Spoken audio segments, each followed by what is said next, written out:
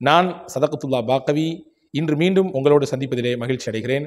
உங்களுக்கான தேவை, உங்களுக்கான முக்கியமான விஷயங்கள் என்ன என்பதை அவசியம் கமெண்ட்ஸ் பாக்ஸிலே நீங்கள் பதிவிடுங்கள். அதுவும் பரிசீலிக்கப்பட்டு மறுபடியும் காணொளியாக உங்களுக்கு தரப்படும். அஸ்ஸலாமு அலைக்கும் வரஹ்மத்துல்லாஹி வபரகாத்துஹு. அன்புக்குரிய சகோதர சகோதரிகளே, ஒரு எறும்பு அந்த எறும்பு செய்த வேலை ஒரு மாபெரும் ஆளுமையை உருவாக்கியது. அவருடைய வாழ்க்கையினுடைய துவக்க பயணத்திலே அந்த எறும்பிடத்திலிருந்து பெற்றுக்கொண்ட பாடம் மிகப்பெரிய பலமாக மனதிற்கு உறுதியையும் மிகுந்த நம்பிக்கையையும் தந்தது.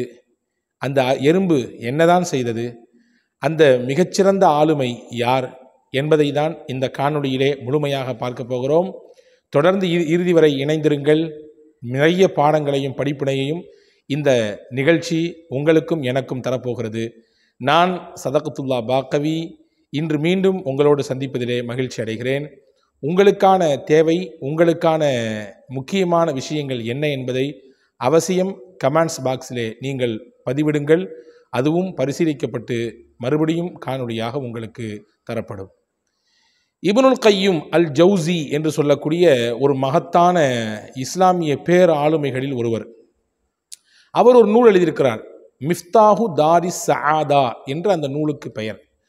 அந்த நூலிலே தன்னுடைய வாழ்க்கையில் நான் சின்ன பிள்ளையாக இருந்தபோது இருந்த ஒரு நிகழ்ச்சியை அவர் பதிவு செய்கிறார். அவர் சின்ன பிள்ளையாக மாணவ பருவத்தில் இருக்கும் பொழுது அவர் கண்ட காட்சி, அதை அப்படியே பதிவு செய்கிறார். இப்னுல் கையும் அல் ஜவுசி எக்கச்சக்கமான நூல்களை எழுதியிருக்கக்கூடிய இஸ்லாமிய ஆளுமை மிக்க முக்கியமான மிகச்சிறந்த கல்வியாளர்களில் ஒருவராக இப்னுல் ஜவுசி ரஹ்மஹுல்லா அவர்கள் இருக்கிறார்கள். அவர் அந்த நூலில் சொல்கிறார், நான் ஒரு நாள் பாடத்தை எல்லாம் படித்து முடித்துவிட்டு அப்படி வீட்டுக்கு போகும் பொழுது ஒரு மரத்தடியிலே அமர்ந்திருந்தேன். ஒரு மரத்துக்கு கீழே உட்கார்ந்துருந்தேன்.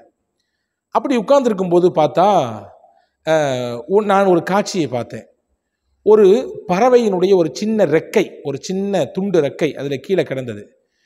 அதை பார்த்துட்டு ஒரு எறும்பு என்ன செய்யுதுன்னா வந்து அந்த ரெக்கையை எப்படியாவது இழுத்துட்டு போய் தனக்கும் தன்னுடைய தோழர்களுக்கும், அதாவது எறும்பு தன்னுடைய கூட்டத்திற்கும் உணவாக அதை வச்சுக்கொள்ளலாம் அப்படின்னு நினச்சதோ என்னவோ, தனியாக இழுத்து பார்க்குது. அதனால் முடியலை. ரொம்ப சிரமப்பட்டு பார்த்துச்சு, முடியலை. கடைசியில் என்ன செஞ்சதுன்னா அந்த ரெக்கையை கீழே போட்டு கொஞ்ச நேரத்தில் என்ன செய்து கூட்டுக்கு போய் தன்னுடைய நண்பர்களை, தோழர்களை சில பேர் அழைச்சிட்டு அந்த ரெக்கையை நோக்கி கூட்டிட்டு படையெடுத்து வருது. நான் பார்த்துக்கிட்டேன், புரிஞ்சுக்கிட்டேன். தனியாக இழுக்க முடியலன்றதுனால சகாக்களை எல்லாம் சேர்த்து கூட்டிகிட்டு வந்து இழுக்க போது போல அப்படின்னு நான் கொஞ்சம் விளையாடலான்னு நினச்சேன். அந்த ரெக்கையை, அது வரைய பக்கத்தில் கிடந்த ரெக்கையை, அந்த கூட்டம் மொத்தமும் வந்த பின்னாடி என் கையால் அந்த ரெக்கையை தூக்கிட்டேன். தூக்கின உடனே அந்த வந்த தனி எறும்பும் சரி, கூட வந்த கூட்டாளிகளும் சரி, அங்கும் இங்கும் அப்படியே தேடி தேடி பார்க்கிறார்கள். ரெக்கை இல்லை. ரெக்கை இல்லைன்றத உடனே வந்த எறும்புகளெல்லாம் ஏமாற்றத்தோடு திரும்பி போயிடுச்சு. மொத்த கூட்டமும் திரும்பி போன பின்னாடி மறுபடியும் அந்த தனி எறும்பு வந்துச்சு. நான் என்ன செஞ்சேன், இப்போ கையில் வச்சிருந்த அந்த ரெக்கை துண்டை மறுபடியும் கீழே போட்டேன். கீழே போட்ட உடனே சந்தோஷத்தில் மறுபடியும் அந்த எறும்பு தனியாக இழுத்துட்டு போகலான்னு நினச்சிது. ஆனால் அதுக்கு மறுபடியும் முடியலை, தனியாக கூட்டு போக முடியலை. மறுபடியும் கூட்டத்துக்கு போச்சு, தன்னுடைய கூட்டாளிகளை எல்லாம் கூட்டுச்சு. ஆனால் ஃபஸ்ட் டைம் வந்த மாதிரி ஒரு பெரிய கூட்டம் வரல. அதில் பாதி பேர் தான் வந்தாங்க, பாதி எறும்புகள் தான் வந்தது. மறுபடியும் பக்கத்தில் வந்த உடனே நான் மறுபடியும் விளையாண்டேன். அந்த ரெக்கையை மறுபடியும் மேலே தூக்கிட்டேன். வந்த எறும்புகள் அங்கும் இங்கும் சுற்றி சுற்றி பார்த்து ஏமாத்தத்தோடு 2வது முறையும் திரும்பி போயிடுச்சுங்க. கொஞ்ச நேரத்துக்கு பிறகு அந்த தனி எறும்பு மட்டும் வந்தது. நான் ரெக்கையை கீழே போட்டேன். மறுபடியும் இழுத்து பார்த்தது, முயற்சித்தது. அதனால் முடியவில்லை. 3வது முறையும் நம்பிக்கையோடு தன்னுடைய கூட்டாளிகளை கூப்பிட போனது. இப்போது 3வது முறை. 2வது முறை வந்ததை விட பாதி கூட்டம் தான் எறும்புகள் கூட்டம் வந்தது. 3வது முறை வரும்பொழுதும் நான் அந்த ரெக்கையை தூக்கி கொண்டேன், விளையாடினேன். இந்த சமயம், இந்த தடவை எறும்புகளிடத்திலே ஒரு ஆச்சரியத்தையும் ஒரு அதிசயத்தையும் பார்த்தேன். தனியாக வந்து அழைத்து கூப்பிட்டு 2 முறை 3 முறை அழைத்து வந்த அந்த எறும்பை கூட்டி வந்த மற்ற எறும்புகள் எல்லாம், கூட்டாளிகள் எறும்பு ஒரு விரோத பார்வையோடு பார்த்தது. பார்த்து முடிச்சு அந்த ஒரு நிமிடத்தில் ஒரு சம்பவம் நடந்து விட்டது. வந்த மொத்த எறும்புகளும் சேர்ந்து அந்த ஒத்த எறும்பை அடின்னு அடித்து கை கால் எல்லாத்தையும் தனித்தனியாக பிச்சு அந்த இடத்துல தூக்கி போட்டுருச்சிங்க. எனக்கு பக்குன்னு ஆகி போச்சு.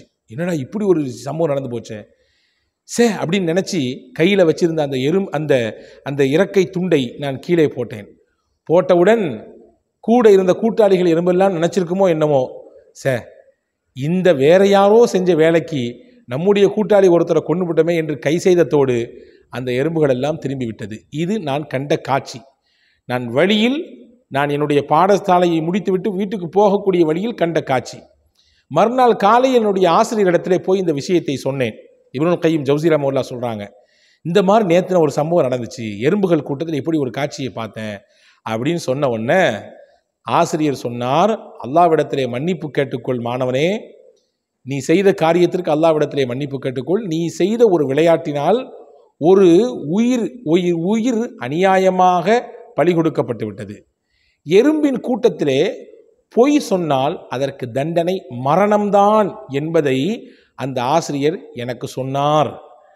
2 முறை இல்லை, 3 முறை கூட்டி வந்து ஏமாற்றத்தோடு திரும்பி போகக்கூடிய சமயத்தில் வந்த கூட்டாளிகள் எறும்பெல்லாம், ஒரு முறை போய் சொன்னால் பரவாயில்ல, 3 தடவை சொல்லியிருக்க, இனிமேல் நீ வாழவே கூடாது என்று அப்படியே அடித்து அவர்களை கொன்று விட்டிருக்கிறது. என்றால் எறும்புகள் கூட்டத்திலே பொய் சொல்வது மரணத்திற்குரிய தண்டனை, மரண குற்றத்திற்கு சமமானது என்பதை என் ஆசிரியர் சொல்லி புரிய வைத்தார் என்று இப்னுல் கையிம் அல் ஜௌஸி ரஹ்மத்துல்லாஹி மிஃப்தாஹு தாரி சஆதா என்கின்ற அந்த நூலிலே இந்த செய்தியை பதிவு செய்கிறார். அன்புக்குரிய பெருமக்களே, இந்த நிகழ்ச்சியோடு நம்முடைய வாழ்க்கையை நாம் சம்பந்தப்படுத்தி பார்ப்போம். எத்தனை விஷயங்களுக்காக வேண்டி இன்னைக்கு சர்வசாதாரணமாக பொய் சொல்லிவிட்டு கடந்து போகிறோம். சாதாரண விஷயங்கள் தொட்டு பெரிய பெரிய காரியங்கள் வரை பொய் என்பது இன்னைக்கு சர்வசாதாரணமாக மலிந்து போயிருக்கிறது. எங்கே திரும்பினாலும் பொய் என்ற முகமுடியை போட்டுக்கொண்டுதான் இன்னைக்கு பல நபர்கள் நடமாடக்கூடிய சூழல் ஏற்பட்டிருக்கிறது. பேச்சில் பொய், நடவடிக்கையில் பொய், பார்வையில் பொய், அணுகக்கூடிய அணுகுமுறையிலே பொய், எங்கே திரும்பினாலும் பொய். ஆனால் பெருமானார் ஸல்லல்லாஹு அலைஹி வஸல்லம் சொன்னார்கள், மனிதர்களிடத்திலே அல்லாஹ் சில மலக்குகளை நியமித்திருக்கிறான். அந்த மலக்குகள் நாம் செய்யக்கூடிய நன்மைகளை பதிவேட்டிலே எழுதி கொண்டிருக்கிறார்கள். அந்த மலக்குகள் சில சமயத்திலே நம்மோடு இருக்க மாட்டார்கள், வெளியே போய்விடுவார்கள். அப்படி வெளியே போகக்கூடிய முக்கியமான தருணம் என்னவென்றால், ஒரு மனிதன் பொய் சொல்லும் பொழுது அதிலிருந்து ஏற்படக்கூடிய நாற்றம், அதிலிருந்து ஏற்படக்கூடிய துர்வாடை, இதை தாங்கிக் கொள்ள முடியாமல், சகித்து கொள்ள முடியாமல் அந்த பொய் பேசும் சமயத்திலே அவனுடைய நாவிலிருந்து, அவருடைய உடலிலிருந்து கட்ட வாடை அடிக்கிறது. சகித்து கொள்ள முடியாத அளவிற்கு ஒரு துர்நாற்றம் வீசுகிறது. அதை தாங்கிக் கொள்ள முடியாமல் பணி செய்யக்கூடிய மலக்குமார்கள் ஓடி போய்விடுகிறார்கள் என்று பெருமானார் ஸல்லல்லாஹு அலைஹி வஸல்லம் சொன்னார்கள். என்றால் ஒவ்வொரு நாளும் நாம் நம்முடைய வெளிரங்கத்தை, நம்முடைய முகத்தை, நம்முடைய ஆடைகளை சரி செய்து நல்ல நறுமணம் பூசிக்கொண்டு, அத்தர் பூசிக்கொண்டு, ஸ்ப்ரேக்களை பயன்படுத்தி கொண்டு நாம் நம்மை அழகுபடுத்திக் கொள்கிறோம். ஆனால் நாம் பேசக்கூடிய சில பொய்கள், நாம் சொல்லக்கூடிய சில பொய்யான வார்த்தைகள், அல்லது நாம் காட்டக்கூடிய பொய்யான நடவடிக்கைகள் நம்முடைய அந்தரங்கத்தில் நாற்றத்தை ஏற்படுத்தி மலக்குகளை நம்மை விட்டு ஓடச் செய்கிறது என்றால் எவ்வளவு மோசமான விஷயம் என்பதை நாம் கவனத்தில் கொள்ள வேண்டும். நீங்கள்லாம் பார்க்குறத பார்த்தா தெரியுது, இந்த காலத்தில் பொய்யெல்லாம் சொல்லாமல் வாழ முடியுமா? இந்த காலத்தில் பொய்யெல்லாம் சொல்லாமல் வியாபாரம் செய்ய முடியுமா? இந்த காலத்தில் பொய்யெல்லாம் சொல்லாமல் ஏதாவது வாழ்க்கையை நடத்த முடியுமா? 1000 பொய்யை சொல்லி கல்யாணத்தை முடிச்சு கொடு என்று தமிழில் நமக்கு முன்னாடியே சொல்லிலாம் கொடுத்துருக்காங்க என்றெல்லாம் நமக்கு யோசிக்க தோணலாம். ஆனால் இது எல்லாவற்றையும் ஓரம் கட்டி வைத்துவிட்டு அல்லாஹ்வினுடைய சன்னிதானத்திலே நாம் மதிப்புக்குரியவர்களாக இருக்க வேண்டும் என்றால், அல்லாஹ்வின் தூதருடைய உயர்தரமான அன்பையும் ஷஃபாத்தையும் பெற வேண்டும் என்றால் உண்மைக்கு சொந்தக்காரராக இருக்க வேண்டும். அல்லாஹ் அல் குர்ஆனிலே உறுதியிட்டு சொல்கிறான், யா அய்யுஹல்லதீன ஆமனுத்தகுல்லாஹ், ஈமான் கொண்டவர்களே நீங்கள் அல்லாஹ்வை பயப்படுங்கள், வகூனு மஅஸ் ஸாதிகீன், உண்மையாளர்களோடு சேர்ந்திருங்கள். உண்மைக்கு கிடைக்கக்கூடிய கூலி நபிகள் சொன்னார்கள், அது நன்மையின் பக்கம் சேர்த்து வைக்கும். நன்மை என்பது அது சொர்க்கத்தை உங்களை அடைய செய்யும். பொய் என்பது தீமையின் பக்கம் சேர்த்து வைக்கும். தீமை என்பது உங்களை நரகத்தை அடைய செய்யும் என்றார்கள் பெருமானார் ஸல்லல்லாஹு அலைஹி வஸல்லம். கஅப் பின் மாலிக் என்ற நபித்தோழர் ரசூலுல்லாஹி ஸல்லல்லாஹு அலைஹி வஸல்லம் காலத்திலே உண்மையாக இருந்தார் என்பதற்காக வேண்டியே அவர் தபூக் யுத்தத்திற்கு போகாமல் பின்தங்கிய விஷயத்தை உண்மையோடு ஏற்றுக்கொண்டார், ஒத்துக்கொண்டார். பொய் சொல்லவில்லை, சாக்கு போக்கு காரணங்களை சொல்லி தப்பித்து விடலாம் என்று நினைக்கவில்லை. உண்மையை சொன்னார், நேர்மையாக இருந்தார். அதன் காரணமாக ஆண்டாண்டு காலம் இல்லை உலக அழிவு நாள் வரை வரக்கூடிய மக்கள் எல்லாம் படித்து உணர்ந்து பாடமாக எடுத்துக்கொள்ள வேண்டும் என்பதற்காக வேண்டி அல்லாஹ் குர்ஆனிலே அவர்களின் வரலாற்றை அப்படியே பதிவு செய்து விட்டான். நான் மேலே சொன்ன வசனமும் அந்த வரலாற்றுக்கு கீழே தான் வருகிறது. அந்த வரலாற்றை சொல்லிவிட்டு அல்லாஹ் உலக மக்களுக்கு சொல்கிறான், ஈமான் கொண்ட இறை விசுவாசிகளே, நீங்கள் அல்லாஹ்வை பயப்படுங்கள், உண்மையாளரோடு இருங்கள் என்று அல்லாஹ் சொல்கிறான். என்றால் உண்மைக்கு அல்லாஹ் கொடுக்கக்கூடிய மதிப்பும் மரியாதையும் அவ்வளவு உயர்தரமானது. எனவே இந்த எறும்பினுடைய கதையிலிருந்து நமக்கான பாடம், உண்மையாளர்களாக வாழுவோம், பொய்யை தவிர்த்து உலகத்திலும் நாளை மறுமையிலும் ஜெயித்து காட்டுவோம். அல்லாஹ் தௌஃபீக் செய்வானாக.